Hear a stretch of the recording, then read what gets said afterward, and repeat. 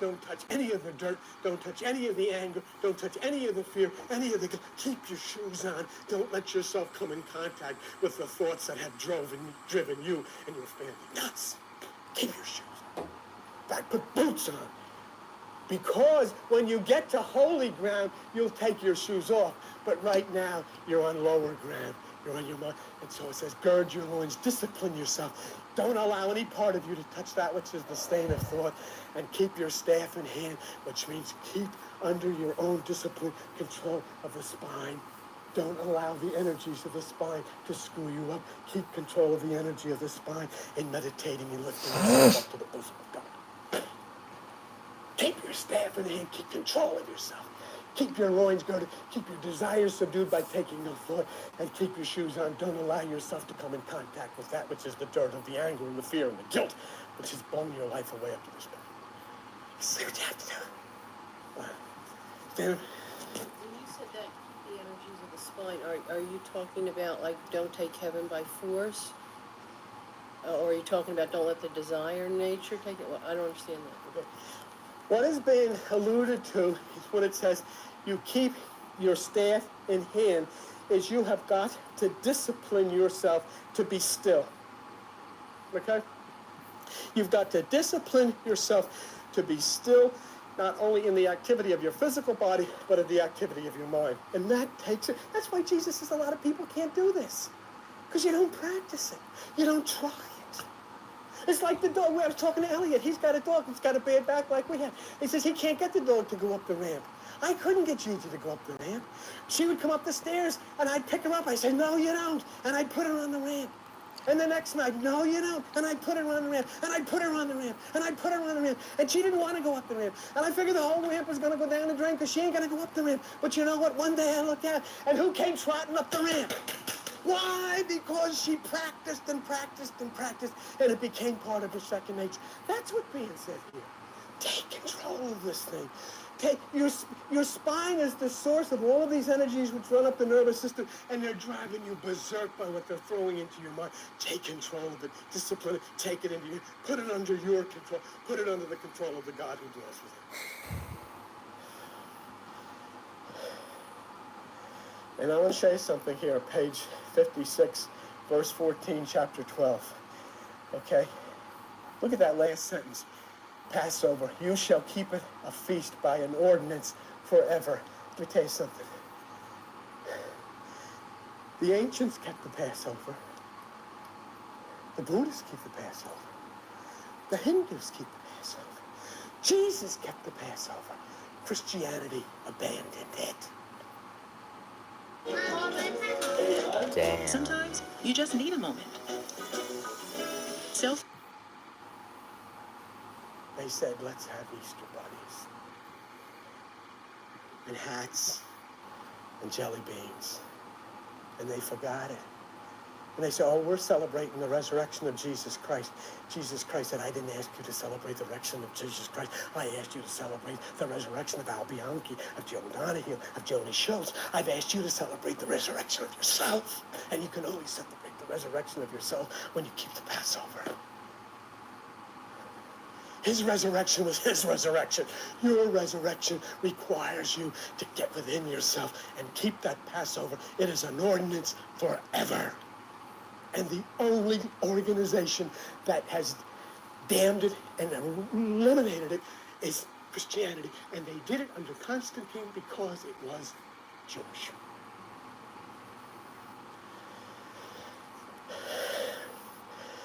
Boy.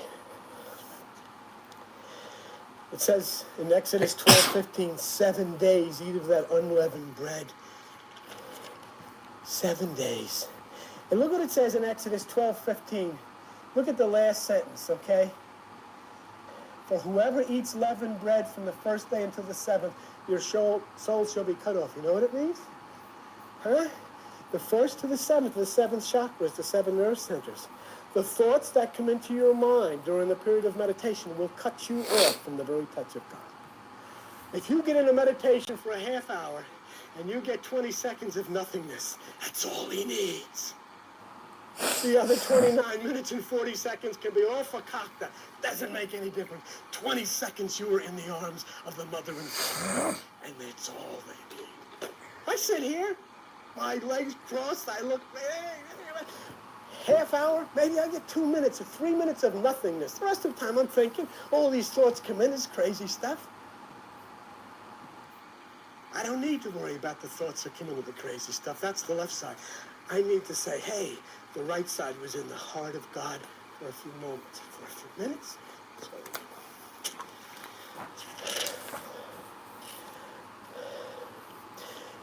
And finally, what we're talking about here is Sabbath. And is fresh water, has that been here a while? I don't know. Yeah, but that could be there. Look at, I want to show you something. Okay. The Sabbath is the seventh. It's the seventh chakra. And you don't do any work on the Sabbath. Why? Well, so we can rest. Very interesting. Really, because what do? You don't go to work, you stay home on the Sabbath, and you do 10 times more work than you would if you went to work. So you're not right. Who's kidding you? Right, who's kidding you? I mean, look at me. Okay. It says you cannot carry any burden into the city on the Sabbath.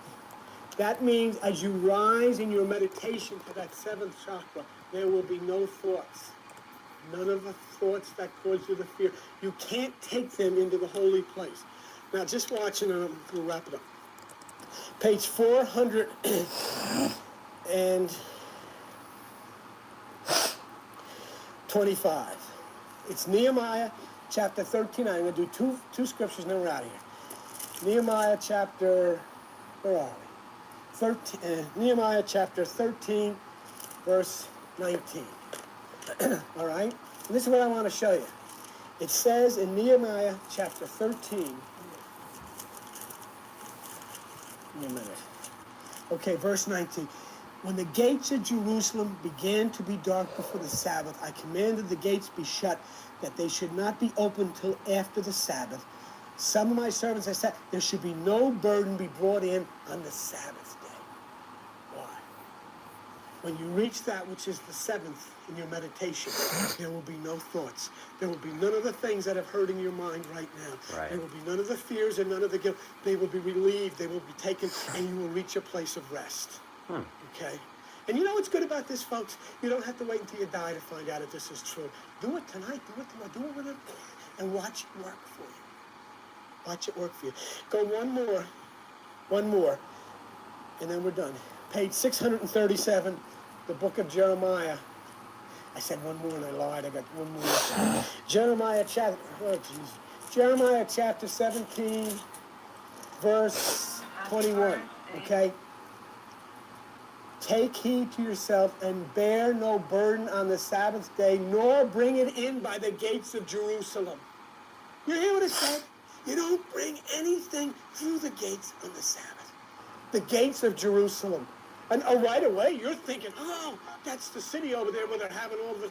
Now, I promise you, this is the last one. Go to page 953. We're going to look at Jerusalem. Page 953. This is the Apostle Paul in the New Testament. He's going to tell you about Jerusalem. And he says in Galatians chapter 4, are you there? Look at Galatians chapter 4 and look at verse 25, the last sentence. Jerusalem, which now is in bondage with her children. That's your lower mind. That's the Jerusalem that you read about in the papers. But folks, there is no burden that will go through the gates of this Jerusalem, which is in verse 26. But Jerusalem, which is above, is free, which is the mother of us all. And you'll bring no burdens into Mother's town when you reach the Sabbath. And Mother will cradle you in her arms. And Mother will dry your tears. And Mother will stroke your hair. And mother will pat you on the rear end and send you back downstairs to play in the streets. But you'll be a whole lot wiser because mother has held you. You'll be a whole lot more comforted because mother has touched you. And you'll be a whole lot more freer because you'll know that mother is ever looking out of the window. All right. Okay, welcome back again. And where should we begin? There's so many different phases of this. Much of the material that we've given you. Another document to show you today. But one of the things I think that we got involved in last week, we should spend a few moments about this because these are things that are scientific. There's nothing that we talk about here that has anything to do with religion. There's nothing that we talk about here that has anything to do with spirituality because none of that stuff exists. It doesn't. We sometimes wonder why we have such difficult times in our lives and with our families and our health and so forth and so on. And then look at the bizarre doctrines that we follow as being the foundation of our life. I mean, I told this again last night, but I mean, if you've gone to church all of your life, you've lived and been raised with this scenario. There was two nudists in a garden talking to a snake. The snake told them where they could find some good fruit on a tree. And when they found it, there was an invisible man in the sky who got ticked off because these people were talking. So he got so ticked off for them talking to the snake that he killed his kid. Now his kid is coming back, and boy, is he mad. But before his kid gets back, the invisible man's going to start a nuclear war and wipe out a third of the population of the earth. But don't worry about that because everybody that believes in his kid is going to be launched off the earth up into the sky to meet his kid coming down. And you people call those other people cults. That's the funny part. And this is it. This is your holy doctrine. You've gone to church all of your life believing this. And then you wonder why everything is screwed up. And it really is. And it's been an extremely violent and difficult time. You're not living half the time you're supposed to live. And so many of us are filled with all kinds of diseases. Basically, the reason that we are is because you have, sitting on the top of your shoulders, between your shoulders, an instrument which is a computer called brain. And that computer operates exactly as any computer that you'd find in any business, but the problem is you haven't a clue how to use it. And if you don't know how to use it, you don't know how to program it. If you don't know how to program it, what's coming out of there is a lot of trouble because what's going in there is not what should be going in. And that's all life is. There is no demons in you. There is no devils in you. These things don't exist. Inside of you is electricity. There are organs inside of your head that operate on electricity. In fact, if you've noticed, as I've told you, the word angel is actually the word angle. Angle of light. Which means electromagnetic fields that come back and are reflected through space dust and impact the earth and impact on your brain. And when they impact on your brain, they cause an arc between receptors of your brain, which cause you to think differently. And that's the arc angle. But we, instead of understanding this from electric and scientific standpoint, have put together a picture of some guy with wings on floating around with a white robe and going through clouds and even playing harps and all kinds of screwy things. And that's as far as we've gotten with it. That's what an arc, that's what an angle, that's what an angel is. Now, if you'll notice, all the angels or angles, names end in El. Michael, Uriel, Gabriel, Raphael. Right? Well, there's another one.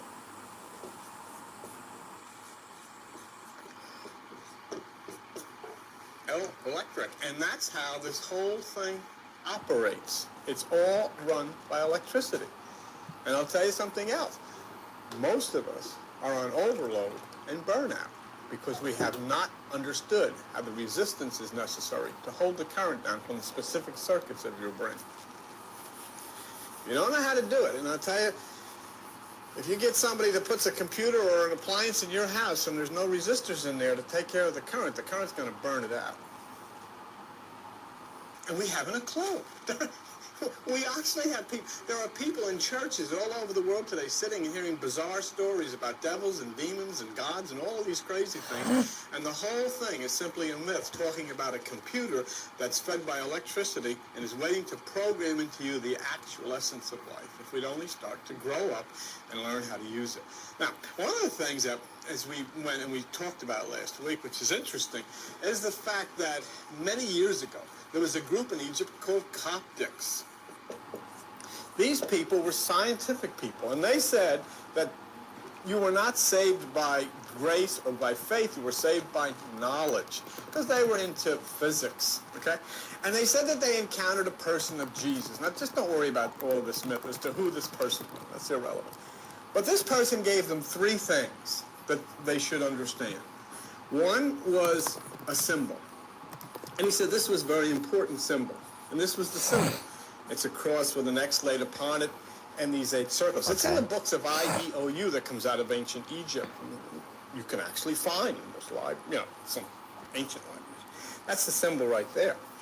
And if you remember, when we started tracking the planets which have been discovered since October 1955, it was very interesting because the first discovery was at Pegasus, which fulfilled the sign in the book of Revelation. The second one was in Virgo, the Virgin. And they went all the way around to the 7th, which associated with the pineal gland of the brain, or the 7th chakra, which was Leo.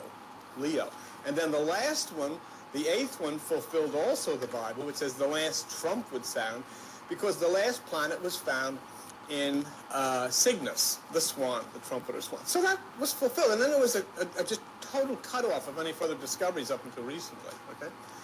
The second thing that the Coptics said they were given was this word, A-Z-O-Z-E-O. When I first saw it, I said, God, this is what we need, another mantra to be, Azozio, and going on and on and on, and sitting with our legs crossed and, getting cramps and saying, this is great, a great time. But looking at this and breaking down the word became very interesting, because when you break down that word A-Z-O, it means light. A-Z-O means light. And the word Zeo is the root of the word zeolite, which means filtered by crystal. Oh, it's light filtered by crystal. And electromagnetic fields, which come from space and are refracted off dust, are reflected by crystal, filtered by crystal, before they enter the Earth's atmosphere and impact in your brain. The third thing that, in the final part of the puzzle that was given to the Coptics, was the person Jesus told them, hold this in your hands, weigh this in your hands, and he gave them the number 4555.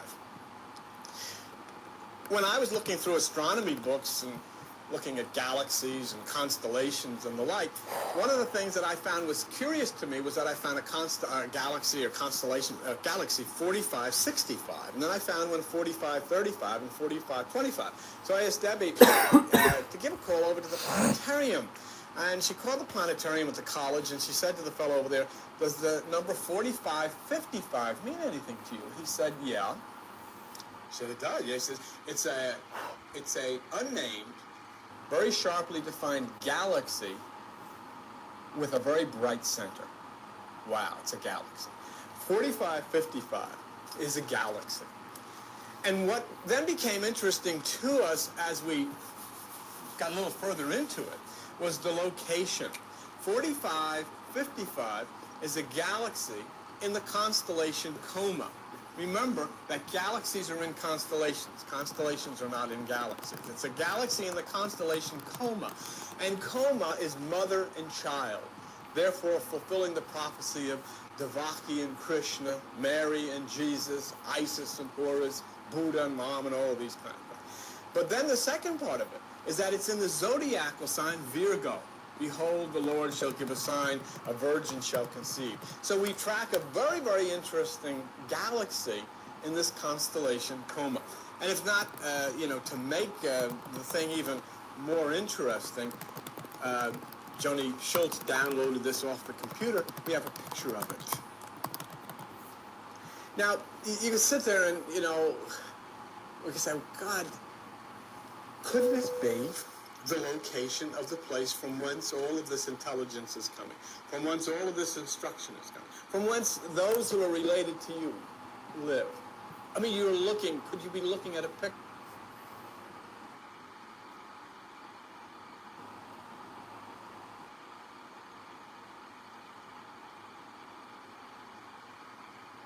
Bro, this new update fucking sucks.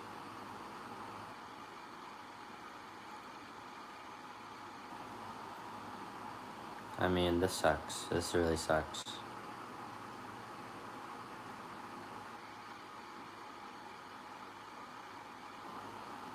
Bro, are you actually fucked? Man, this sucks. This update's actually trash.